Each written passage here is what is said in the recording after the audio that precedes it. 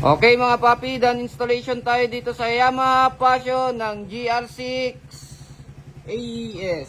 Bali dito po natin siya nilagay. Gumamit po tayo dito ng ating napakatibay na RN bracket. Ayan.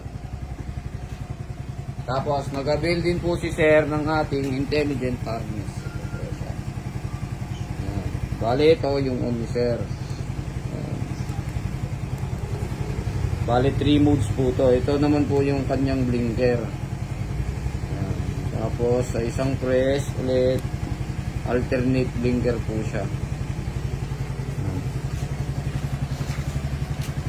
Blinker